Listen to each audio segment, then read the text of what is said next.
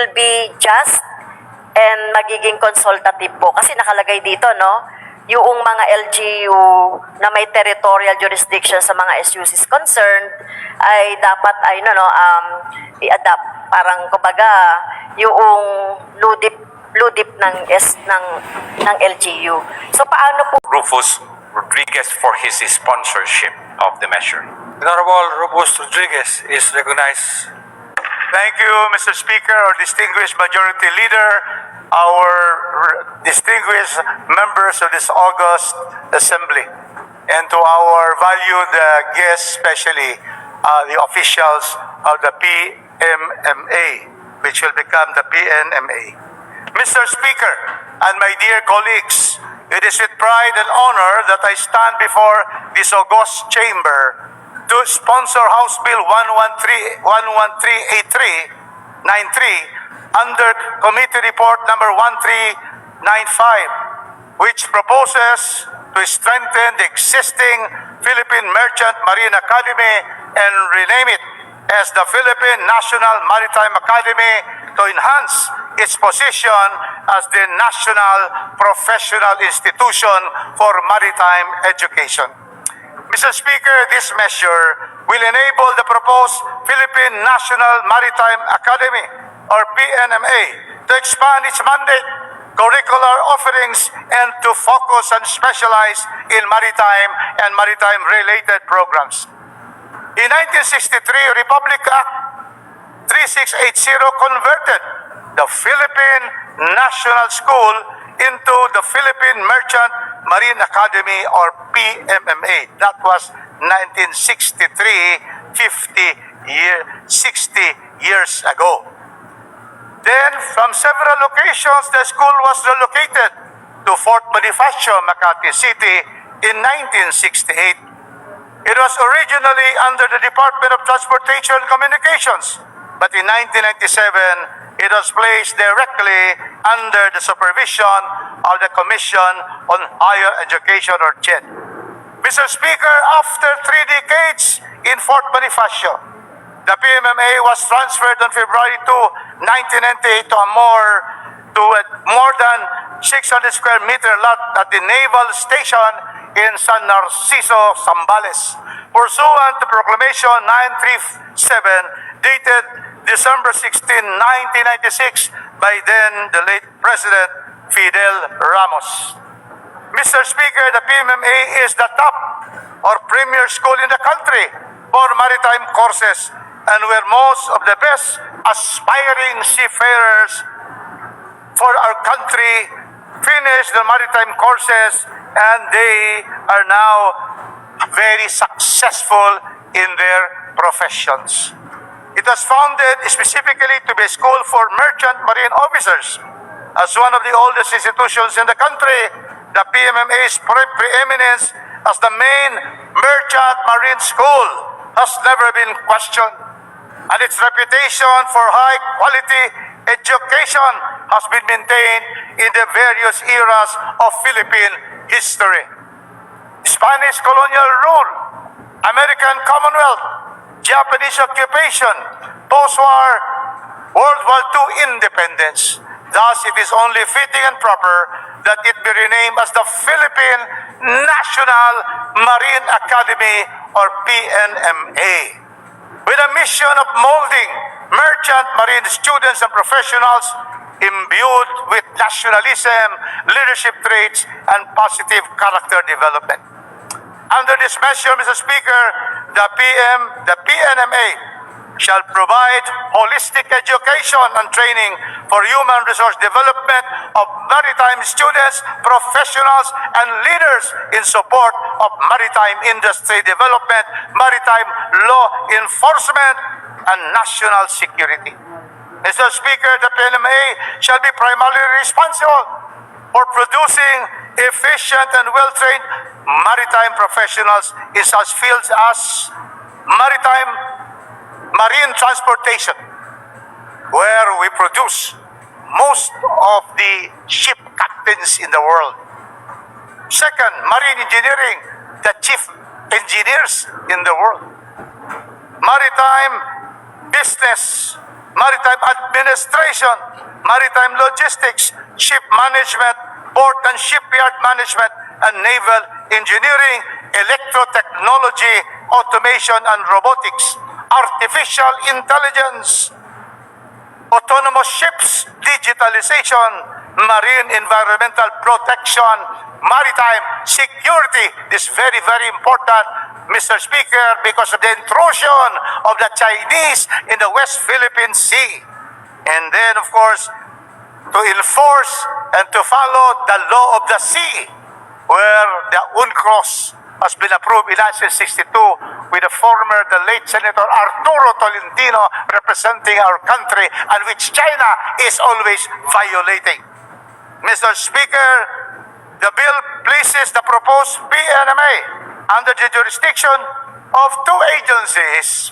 One is the Commission on Higher Education, or CHED, for degree programs, and the Marine Industry Authority, or MARINA, for courses that require compliance with the requirements of the Convention on Standards of Training, Certification, and Watchkeeping for Seafarers, to which the Philippines is a signatory.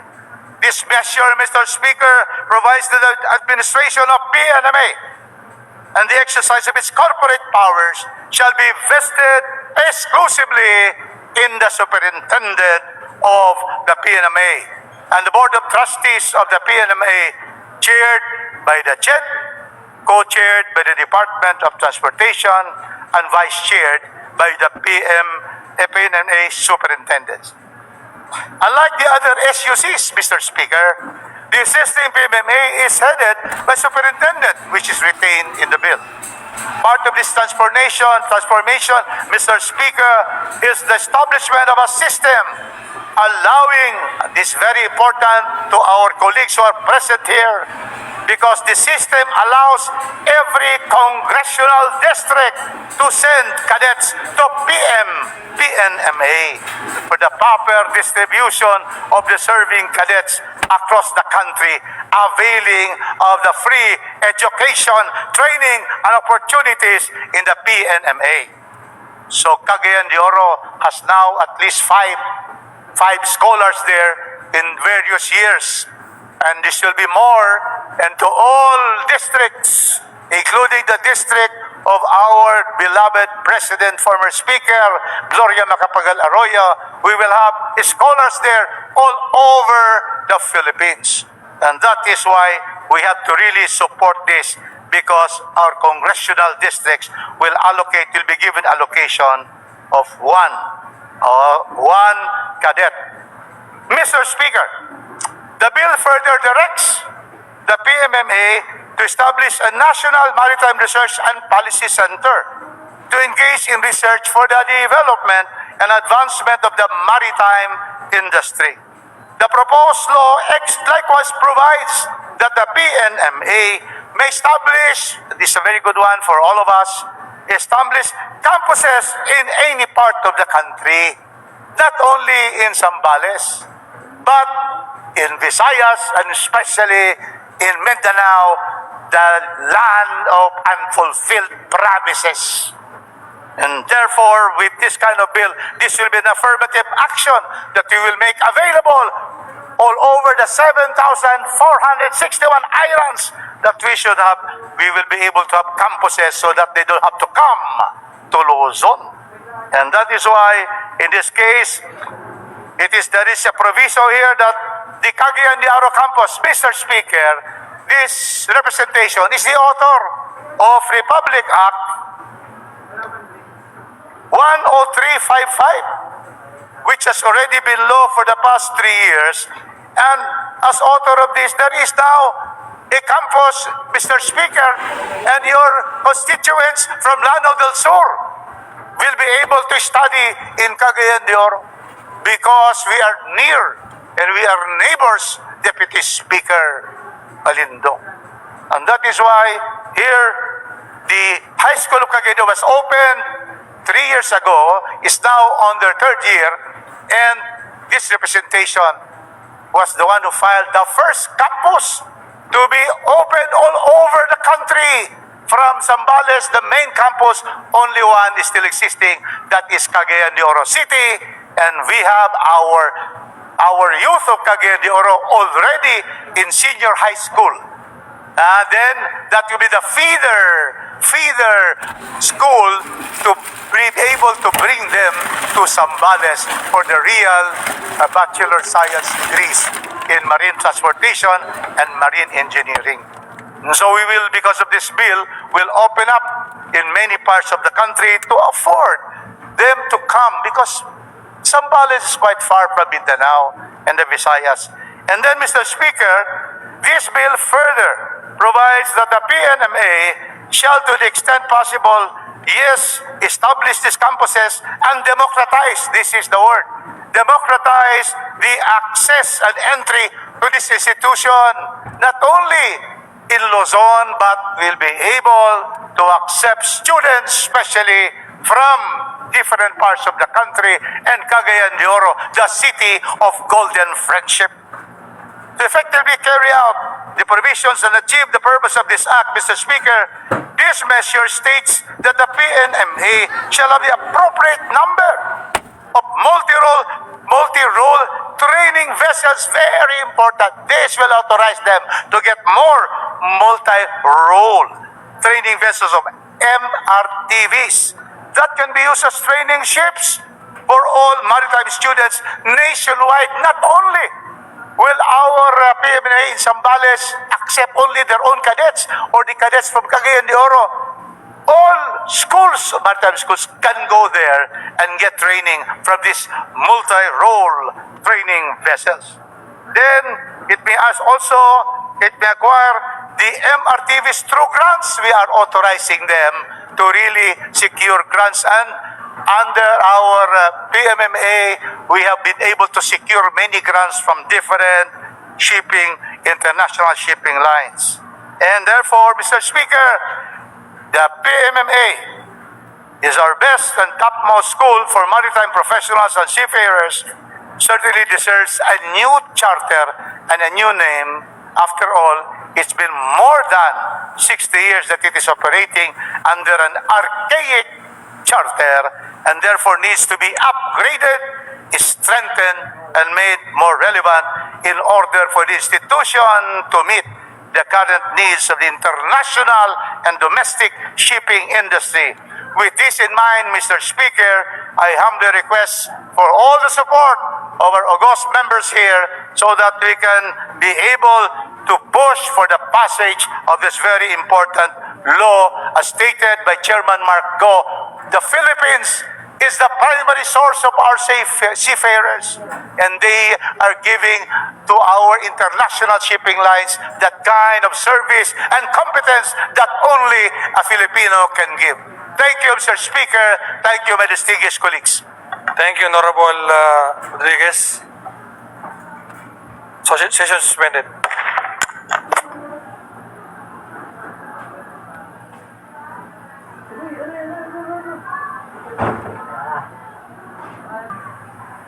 Mr. Speaker, I move that we recognize former President Congresswoman Gloria Macapagal Arroyo for her sponsorship measure of the measure.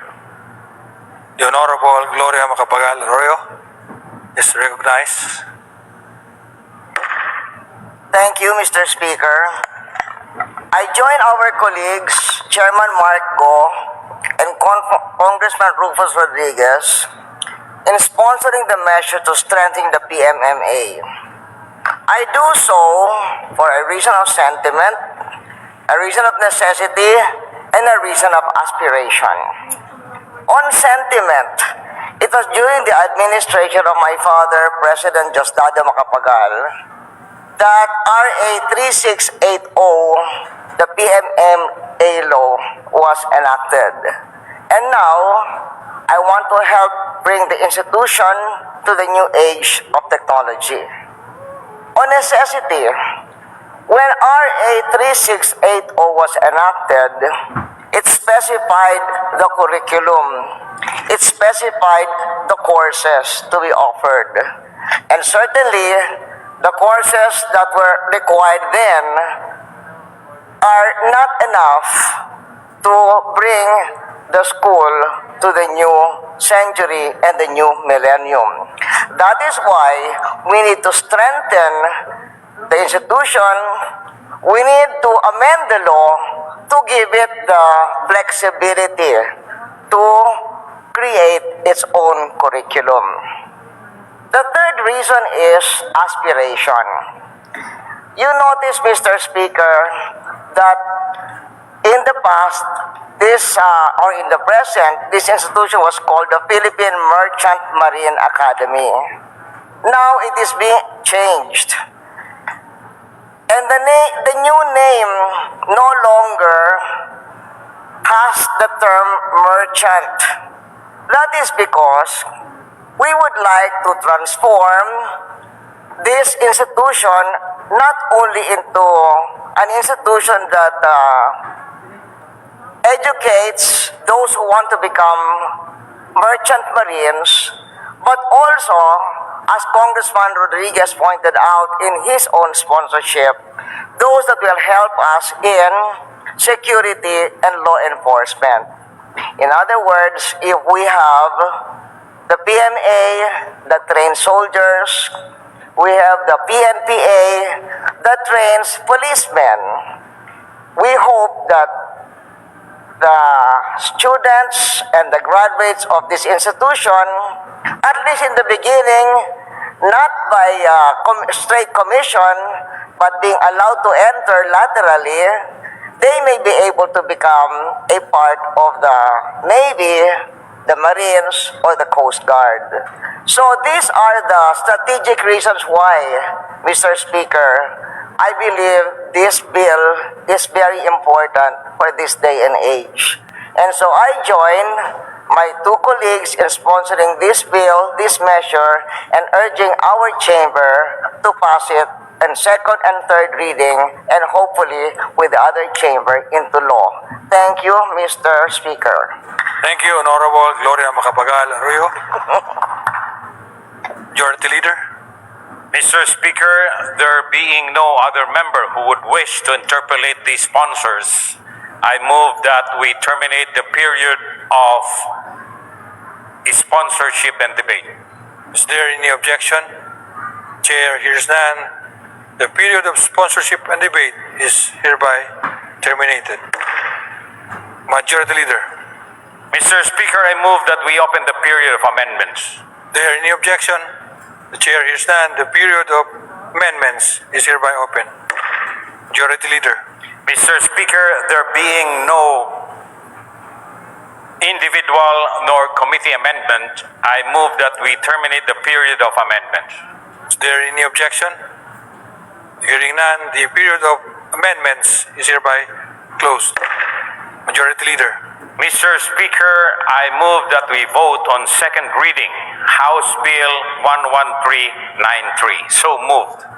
There is a motion to approve on second reading House Bill number 11393. All those in favor say aye. Aye. All those against say nay. The ayes have it.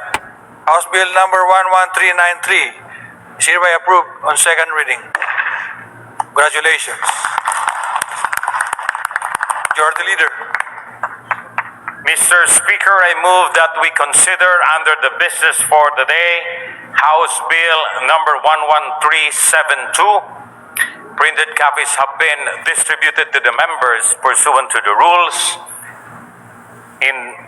For purposes thereof, may we request that the Secretary General be directed to read the title of the bill. Is there any objection? Chair is done. The motion is approved. The Secretary General is directed to read the title of House Bill number 11372. House Bill number 11372, an act strengthening the mechanism for land use development and infrastructure planning and budgeting for state universities and colleges, amending for the purpose Republic Act number 11396, otherwise known as the SUC's Land Use Development and Infrastructure Plan Act, and appropriating funds therefore. Majority Leader. Mr. Speaker, I move that we recognize the Honorable Mark Go, Chair of the Committee on Higher and Technical Education, for his sponsorship of the measure. Gentleman from the Lone District of Baguio City, Honorable Mark Go, Chairman of the Committee on Higher and Technical Education, is recognized. Thank you very much, Mr. Speaker. Isa pong mapagpalayang gabi sa ating lahat. I am honored to sponsor in this August Chamber House Bill number 11372 under Committee Report 1380, which seeks to strengthen the mechanism for land use, development, and infrastructure planning, or LUDIP, as well as the budgeting for state universities and colleges by amending Republic Act 11396 or the SUC's LUDIP Act. Mr. Speaker, prior to the enactment of the LUDIP Act in 2019, majority of the SUCs and their campuses all over the country had vast tracts of idle land holdings and lack a master plan defining the academic support and administrative needs of the campuses and the site development plans for their campuses. The enactment into law of the LUDIP Act required all SUCs to formulate and implement their LUDIP, which became the basis for the approval of new infrastructure projects. Thus, the implementation of the LUDIP has become one of the mandates of the SUCs. After more than 7 years of the law's implementation, Mr. Speaker, this Congress had seen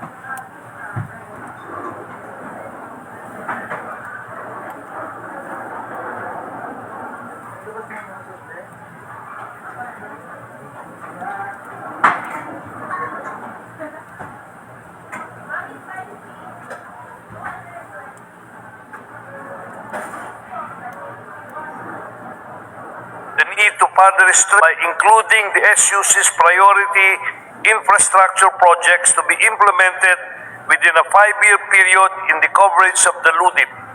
Furthermore, the Commission on Higher Education is required to include the LUDIP of compliant SUCs in the 5-year comprehensive LUDIP within the 1 year from the receipt thereof. The bill, Mr. Speaker, likewise states that the comprehensive LUDIP, which shall be approved by the governing boards of the SUCs and to be submitted to the CHED, shall contain, among others, a listing of land use and infrastructure projects, including the construction of dormitories and housing sites for employees as part of the priority projects to be implemented by SUCs and their respective requirements. To further improve and optimally utilize the SUC's resources, Mr. Speaker, this measure requires that the LUDIP SUC of SUCs shall be linked with the land use plan and practice of the local government units having territorial jurisdiction over them. This, Mr. Speaker, will ensure complementation of activities across geographical boundaries. In line with this, Mr. Speaker, this bill requires the CHED to submit the comprehensive LUDIP to Congress and other government agencies concerned to guide the allocation of funds for the land use and infrastructure projects of the SUCs on an annual basis. Mr. Speaker, these amendments to the LUDIP Act are necessary to improve the system by which SUCs formulate respective LUDIPs. More importantly, this will further capacitate the SUCs to come up with a realizable, rational, holistic, efficient, and just allocation and utilization of the resources while at the same time upgrading their facilities and other infrastructure to ensure that access of poor students to quality higher education will be increased.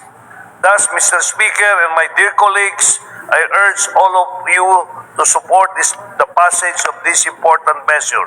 Again, thank you very much at magandang gabi po sa inyo lahat. Thank you, Honorable Marco, Majority Leader. Mr. Speaker, I move that we open the period of interpellation. Is there any objection? Hearing none, the period of interpellation is now open. Majority Leader. Mr. Speaker, I move that we recognize the representative from Kabataan Party List, Rauol Manuel, for his interpellation. The Honorable Rauol Manuel is recognized. Thank you, Mr. Speaker. Would our sponsor yield to just a few questions? Yes, Mr. Speaker. Thank you, Mr. Speaker. Nung nabasa po natin ang panukalang batas, based on its text, ay mukhang ang tinitiyak naman niya ay paano mas may-utilize ng maayos ang lupa ng ating mga state universities and colleges. Ang gusto ko lang matanong, Mr. Speaker, kasi I'm sure yung ating sponsor ay familiar na po sa ganitong puntong lagi ini-insist ng representasyon na ito, na kung may lupa ating mga SUCs at gagamitin siya fully, dapat ay for academic purposes talaga. Kaso lang, I'll cite again, Mr. Speaker, yung case ng UP Diliman. Kasi yung mga recent na developments, hindi siya yung first time. Even years ago, ay yung UP Ayala Techno Hub, UP Town Center, na dati tiningnan siya bilang idle lands, pero instead na kung may i-develop sana, edi mas magandang mga classroom yun, magandang mga laboratory, edi ang nangyari, Mr. Speaker, ay mga kung ano-anong establishments na ang nandyan. Tapos, in fact, ang naging defense pa nun before, nung tinanong din syempre ng mga estudyante, mga teachers, anong academic purpose ng ganong mga building? Ang naging sagot po, meron naman diyang bookstore. Yan na yung academic purpose. Kaya po lalo tayong napapakunot ng noo kasi parang pag sinabi natin academic purpose, it's supposedly classrooms, laboratories, at iba pang mga spaces na kinakailangan. So, yun, paano lang po ma-safeguard na kapag talaga may development, para talaga siya sa mga espasyo na yun yung matagal ng kulang at dapat ay maidagdag sa ating mga pamantasan. Thank you. Thank you sa iyong napaka-interesting na tanong, Congressman Rauol. Mr. Speaker, yung pong LUDIP, ang ibig sabihin po niyan, Land Use Development and Infrastructure Plan. So it covers a comprehensive plan of every SUC for this particular land area that they have. It would include basically yung pong paggamit nito para sa edukasyon talaga. At kapag ikaw ay nagplano at kasama rito ang iba pang mga infrastruktura na yung gagawin, kailangan din iisipin mo kung ito'y mapapakinabangan at makakatulong sa pagtaas ng antas ng edukasyon o ang kalidad ng edukasyon ay dapat isama rito. Yung inyong nabanggit, alam natin na hindi naman totally na ginamit yung buong land area, particularly yung UP, ginamit ito para makaraise ng pondo ang universidad at magamit ito para sa kapakanan din ng ating mga estudyante at para sa edukasyon din. Kasi para na ma-develop natin yung other facilities, kailangan ng pondo ng isang universidad at ito isang paraan para magamit itong mga idle areas at magamit ito, mag-produce ng income at itong income na ito ay magamit sa mga programang pang-edukasyon ng ating pamantasan. Kagaya rin dito, specifically, kaya linagay natin dito sa amendment dito na kailangan including, nakalagay dito, very specific, the construction of dormitories and housing sites for employees as well as other priority projects to be implemented by SUCs and the respective requirements. So inisip natin na kailangan kompleto, no? At yung mga sobra ay pwedeng gamitin kamukha nung ginawa ng University of the Philippines. Mr. Speaker, expounding on our example sa University of the Philippines, dahil noong November 2022, naaprubahan ang LUDIP ng UP for 2022 up until 2038. So actually, Mr. Speaker, nasa 16 years ang magiging scope ng LUTIP na naaprubahan. Tapos, may mga nakalagay na, halimbawa, may bahagi ng lupa ng UP na gagamitin for, ang tawag po, ang term, Mr. Speaker, Science and Technology Park. Meron din Research Generation Zone. So, mukhang magandang pakinggan, pero sa ganitong mga terminologies, dito minsan nalulusot, Mr. Speaker, yung mga proyekto nga na meron talagang aspeto na sa halip na magamit yung espasyo purely for academic purpose, dahil nga sa paghahabol ng university for resources, nagiging for income generation ang ganito mga espasyo. Also, sa usapin naman ng mga settlers, kasi marami ding mga informal settlers, kung sa UP Diliman Campus, Mr. Speaker, sa kanyang 493 hectares, 20% ng original campus land grant ay occupied ng mga komunidad, na ito yung nalalabel na mga informal settlers o yung mga residente. At kapag fully na ipatupad ang LUDIP na naaprubahan sa UP, ang estimate po ng UP Center for Integrative and Development Studies ay nasa 70,000 na mga residente ang pwedeng ma-displace. So, yung tanong po natin ay, syempre tayo po, magandang nabanggit po yung mga dormitoryo, yung mga housing para sa ating mga personnel, tas kung may dorm din para sa mga estudyante.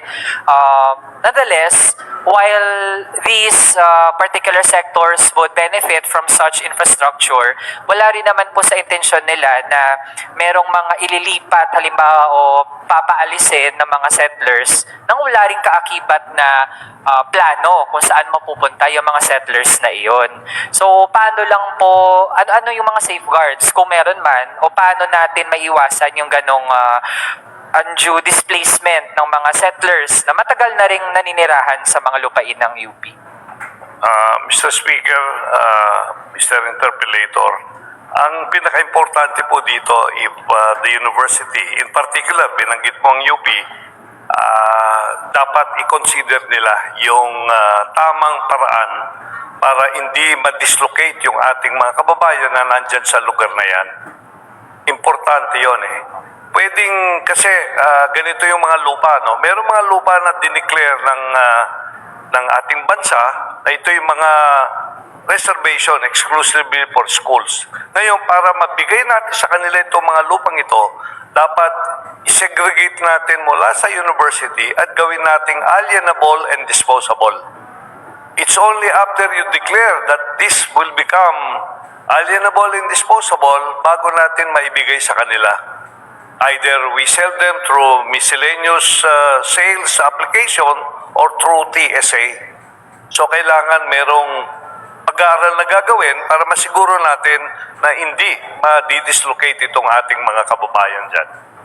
And this is not only true in UP, this should be true for all SUCs and other areas occupied by some of our friends who are considered to be what we call, as you said, informal settlers. Thank you, Mr. Speaker. Lalo na't gusto natin itong i-flag din as an example, kasi kung meron mga housing na ipoprovide dun sa mga posibleng ma-displace na mga informal settlers sa UP Diliman Campus, ang tinitiyak lang po sa kanila based on current plans ay transitional housing. Kaya ibig pong sabihin talaga ay yun, pwedeng sa period lang na sila ay madi-displace, meron silang pansamantalang titirahan, pero yung long term talaga na pwedeng kung saan sila mag-reside, na matino rin naman, hindi risky, tapos malapit sa kanilang pwedeng source ng income, yun yung hindi natitiyak ng ganitong mga naaprubahang plano.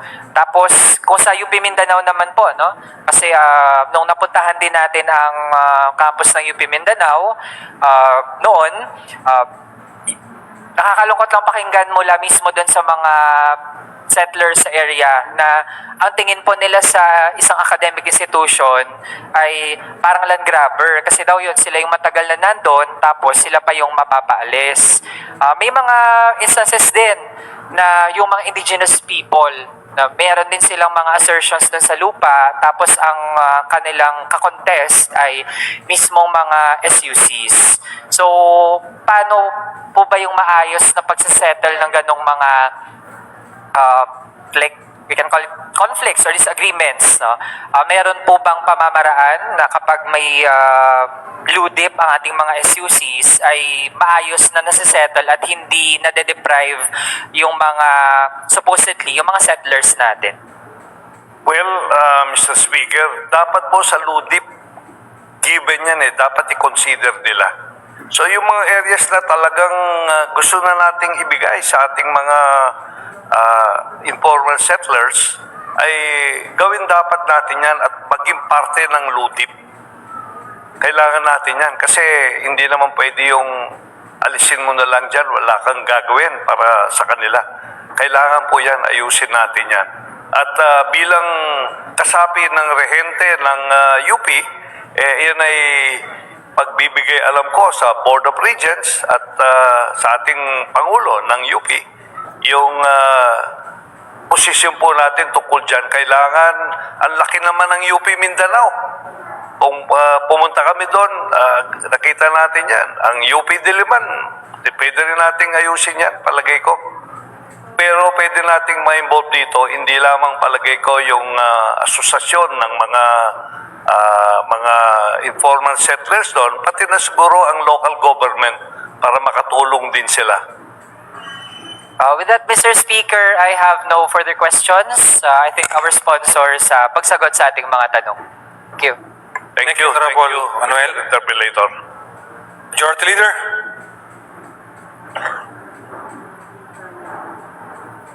Majority Leader. Mr. Speaker, I move that we recognize the Honorable Franz Castro from ACT Teachers Party List for her interpellation. The Honorable Franz Castro is recognized. Thank you, Mr. Speaker, and our Majority Floor Leader. So, ilang katanungan lang po, Honorable Sponsor, as regard to this House Bill 11372. So, curious lang ako, Mr. Speaker, are all SUCs at this LUDIP? Well, they are mandated by law to prepare their LUDIP and submit it to the Commission on Higher Education. Okay, thank you, Mr. Speaker, for that information. So, as I can read, in the bill, the salient points are to strengthen the land use development and infrastructure, planning and budgeting of state universities and colleges, amendments to 11396 of the LUDIP and appropriates funds therefore, mandates that the LUDIP of the SUC be linked with the land use plan and practice of the LGUs, having territorial jurisdiction over them, involves various government agencies and academic departments in the approval of the LUDIP of SUC. So tama po, no? Ito yung mga salient feature nitong Yes, amendments. Mr. Speaker. So, Mr. Speaker, to continue, gusto po natin na mga isinusulong natin ang mga karagdagang pasilidad para sa ating mga estudyante at mga kawani sa mga pamantasan at universidad. Gayon din po, yung paglalaan ng karagdagang pondo para sa mga pro-students, pro-workers, and pro-people projects. But just a few clarificatory questions, Mr. Speaker, distinguished sponsor. Dito po ba, under the proposed amendments to the LUDIP Act, with one of which mandating the land use and infrastructure plan of SUC be linked to the land use and infrastructure plan of the LGUs having jurisdiction over them. So, Mr. Speaker, ang tanong, dahil meron ditong parang yung salitang be linked, no, dun sa, kumbaga, land use plan ng LGU. So, how will the land use and infrastructure plans of this SUC be prepared and implemented? Meron na rin po bang land use plan yung lahat ng mga LGU nakakasakop doon sa SUCs? Dapat po meron sila pero we need to get the information, yung data kung lahat po ng mga local government units meron ng LUDIP where the different SUCs are situated, Mr. Speaker, Madam Interpellator. Yes, so di ba dapat po, ilan po ba yung mga SUCs natin? We have 113 SUCs 113. all over the country. So, pag naaprubahan po, Mr. Speaker, itong panukalang batas na to or yung amendments, dapat po talaga meron ng, alam natin yung mga infrastructure, land use and infrastructure plan ng mga LGU para magiging effective, di ba? Itong halimbawa, itong ating ipapasang batas. Yes, tama po yun, ma'am. Pero bakit hindi po tayo sure kung lahat po ng mga LGUs? Hindi ko po exactly masabi kung ilan, but most of these SUCs, I mean, yung mga locations nila, marami pong meron ng LUDIP. Gaya po ng lungsod ng Baguio, meron po kaming LUDIP doon. LUDIP, okay. So kasi, Sir Speaker, mahalaga to yung word na link. Yes. So, kasi yung inintroduce. Kailangan may ano yan, merong Yes. pag-uusap. Yes. Kaya oo, yun ang pagpaplano mahalaga. together para Plan, masabi. consultation with all the stakeholders. Kaya may binabanggit ni Kong Rauol Manuel kanina, halimbawa po yung mga madi-displace na mga kababayan nating mga hirap na nandoon, yung kabuhayan nila, etc.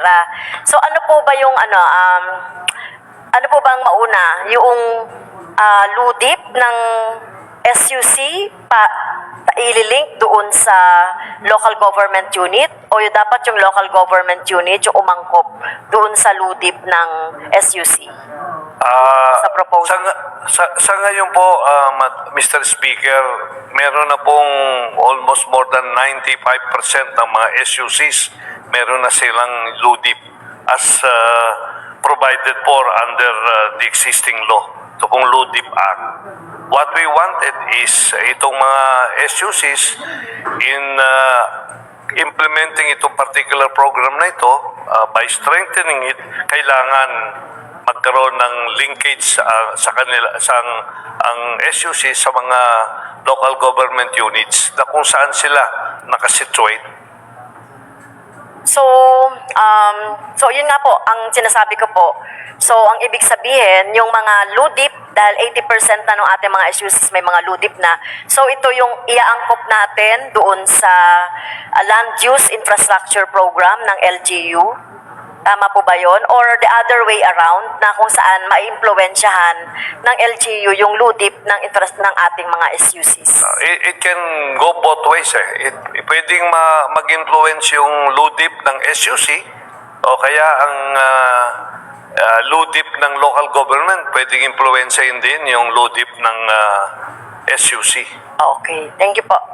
So, possible din yung pagpapaigting ng partnership ng SUC tsaka ng LGU dito. Tama po, Okay. Madam Interpellator. Thank you, Mr. Speaker. So, the bill proposed the following amendments to Section 3 of RA 11396.